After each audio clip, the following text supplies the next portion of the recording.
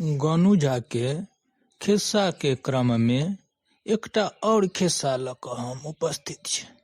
अपने सबके जँ ई खिस्सा नीक लागे तऽ हमर सबके फेसबुक पेज लाइक कऽ दिअ और संगे संगे टुनमुन टीवी के यूट्यूब पर सब्सक्राइब करू। जौर बढ़िया से बढ़िया गनु झा के खिस्सा अहाँ सबके सुनेब, नीक लागत तऽ सुनल जाओ एकटा खिस्सा। गनु बाबू के जखन पिता के देहांत भऽ गेलनि तऽ भोज भात के चर्चा होबऽ लगलै भरि गाँव में जे गनु झा तऽ भोज करबे करता।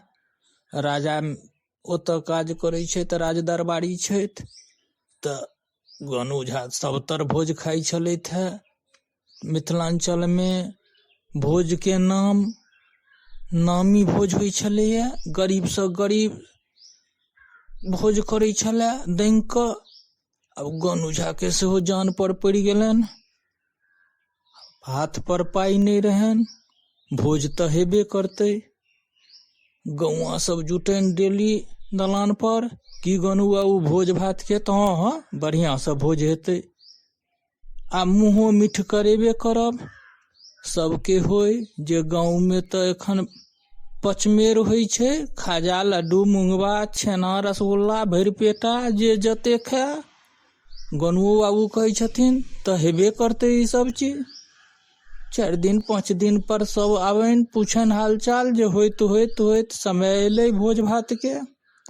गनु बाबू कहथिन हाँ मुँह मीठ हेबे करतै यौ गौआ सब सरकार सब, चिंता नहीं करियो। अब गनु बाबू के रात का नींद नहीं होइन जे हम तो मुँह मीठ करेबै। ओ मोने मन सोच लेला जे केना की कैल जेतै।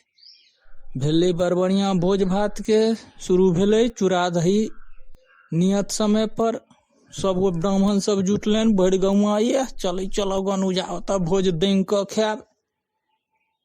पेट फुला के आयल रहे सब जे एहि बेर पसैर कऽ खेबनि, बड्ड खाइ छै तऽ सब तरोतर हिनको ओतऽ एहि बेर छका।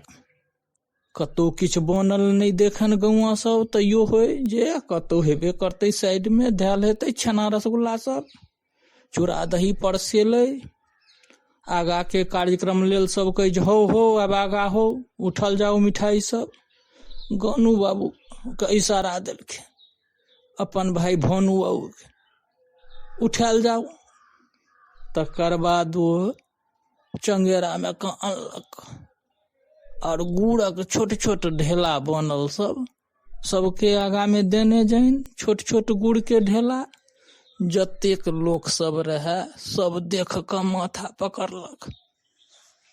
गनु बाबू कहलखिन हाँ करियो ना मुँह मीठ लेल जे सबसे कहने रही, कैल जाओ मुँह मीठ कैल जाओ। ई गुड़क ढेला अपने सब लेल तानलियै ये, जकरा जते इच्छा हुए भरि पेट खाओ।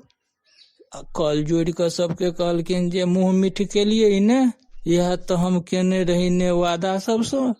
सबके मुँह मीठ करा देलखिन। जय हो गनु बाबू अपन बुद्धि से मन सबके प्रसन्न कऽ देलखिन। अहाँ के ई कथा नीक लागल तऽ सब्सक्राइब कऽ दियौ, संगे संगे लाइक कऽ दियौ।